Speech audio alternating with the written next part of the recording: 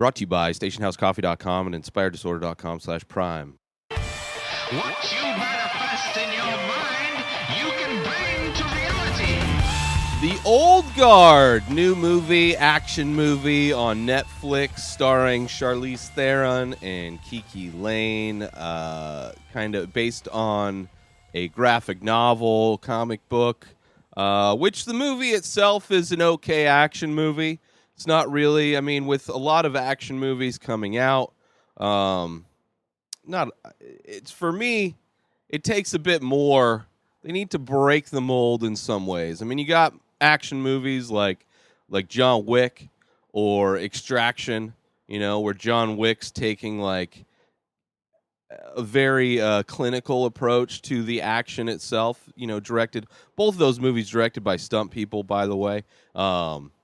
Where this one, there's no real camera work that's impressive. There's no action scenes that are impressive. But the one way this movie is breaking the mold, and then I would say a big way for overall cinema, but obviously for action movies, you have Charlize Theron's the lead action person, right? Which Neon Blonde was an okay movie that she was in. That one had one moment of action that was impressive. It had like this one shot inside of a building. So she, again, great action lead, I would say. The co-action lead is Kiki Lane, who I thought was amazing. And then two of the other part of their kind of team, the Old Guard team, there's two guys who have a gay relationship.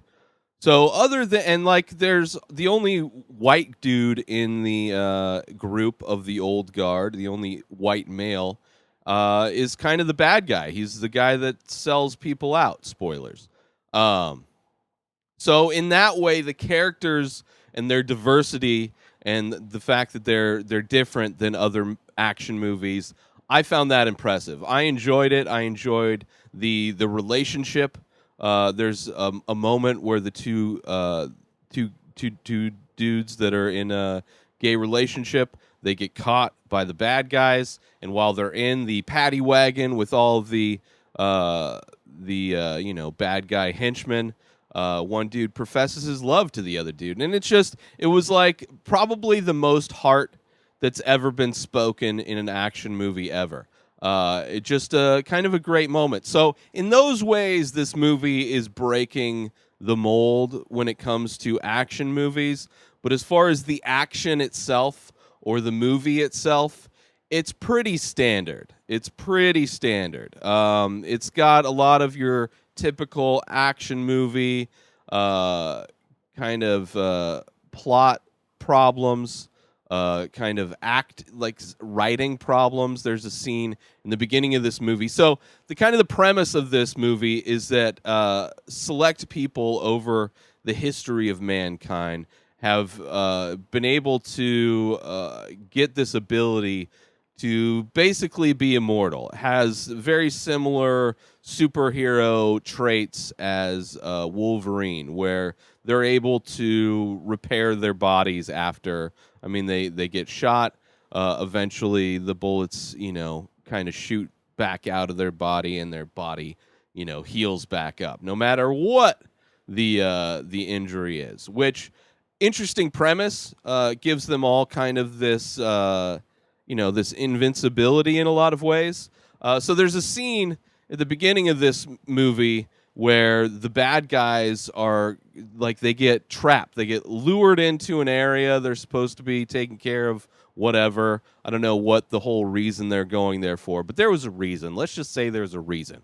The writers put in this reason. Does the reason matter? No. But they're going into this room, and of course they're ambushed. They get shot to pieces, and then and this was all just a test for the bad guys to prove that these people were immortal. So as they're all, starting to wake up on the floor, all the people that shot them, all the bad guys that just shot them dead, quote unquote, are now have their backs turned, and they're all just bullshitting with each other, and they get slaughtered. So it's kind of stupid stuff like that. Like this kind of the old trope in fight scenes where there's like 20 guys that are fighting the main protagonist, and they're taking their turns, like they're waiting to go. Instead of just, all mobbing the guy at once, they kind of take their turns to fight him one-on-one, which is another kind of action trope. So it definitely has moments like that, but it's still a really fun action movie, and the end of it sets up for a sequel. And there are some changes that happen by the end of this movie.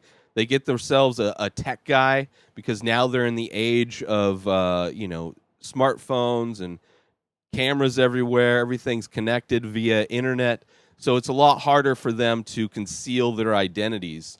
So the tech guy is there to help keep them invisible to the world, which is kind of ridiculous considering this tech guy was using another action movie trope, the standard cork board with pictures pinned to it and yarn going from one thing to another thing. And it's just like this huge, all these different boards, this huge, news clippings where he's like following these people that have been alive for hundreds and thousands of years. And he's kind of following them through history and seeing all of the things that they've helped humanity stop, and how all the byproducts of those things that they did had a trickle-down effect and ended up like exponentially helping out humanity in a way. So that was interesting, kind of seeing how, Charlize Theron's character did this thing way back in the day, and because she saved that person's life, they gave birth to this kid that, changed the world or whatever. So there were interesting parts like that, but it still comes from a place of just an overdone action movie trope. And the leader, Charlize Theron, they find out that eventually they lose their power of being immortal. And since she's the oldest, she's the most, she's been around the longest in the Guard, she ends up losing her powers throughout this movie, and it definitely escalates the danger for her, whereas before, a lot of them, they just get shot and it's not a big deal. It still hurts, when they get shot and everything, it still hurts, but they're able to heal from it. So it's interesting. I don't know. I liked it. It's because it sets up for a sequel. I would be down for watching a sequel. The way it ends was kind of like, the new girl, Kiki Lane. She's kind of she gains her powers in this movie, so she's kind of like the new addition to the group. Meanwhile, the leader is losing her powers, so it's almost kind of like a passing of the torch, or a passing of the double-edged axe that she carries around. That's interesting or whatever. The bad guy in this movie is your typical like nerdy white British dude. Very, I don't know. It's very uninspiring bad guy. Like at no point are you like he's not ever a threat. Like even towards the end of the movie, right? Every action movie, right? The good guys, they get to the building that the bad guy is held up in because he's a rich bad guy and he's on the penthouse or whatever. So it's like he's fallen back to the farthest place he can get, right? And he's got the axe that he stole from the leader, and he's like standing at the top of the stairs like he's going to have the ability to do anything if they get in there. But yeah, it was still a fun movie, a fun action movie. It wasn't a pain to watch. There are definitely plenty of action movies that are just unbearable at times. The dialogue or whatever is just, the story is just so ridiculous that it's impossible to follow. This one was fine. Very, very just okay in so many ways. Just a really okay action movie with an interesting premise. But I would say the casting of these characters is the most inspired thing in this movie. And I'm down to watch another one. I like Charlize Theron as an action star. I like Kiki Lane as an action star. I'm excited. Hopefully it does well on Netflix and we get a sequel. Same thing with Extraction. I really like... Extraction does a thing with the action that's very unique and kind of breaks the mold in a bit. But I hope that one gets two fun action movies on Netflix that I'd definitely recommend watching. So go check out The Old Guard, and if you're looking for a comic book, maybe the comics are good too. Maybe they're better. I don't know. Make sure you go support our sponsors, stationhousecoffee.com, and follow Station House Coffee on Instagram for small batch, single origin, premium coffee brewed in Vermont, shipped directly to you. Go to stationhousecoffee.com and order your coffee today. Also, get Amazon Prime for 30 days, absolutely free when you go through my link, inspireddisorder.com/prime. You can stream all of the Amazon Prime movies and TV shows. You can borrow Kindle books, and you get unlimited free 2-day shipping on all of your orders through Amazon. When you sign up for your free 30-day trial of Amazon Prime with my link, inspireddisorder.com/prime. New episodes of The Ray Taylor Show come out every single day. Subscribe on IGTV, YouTube, and everywhere else podcasts are found.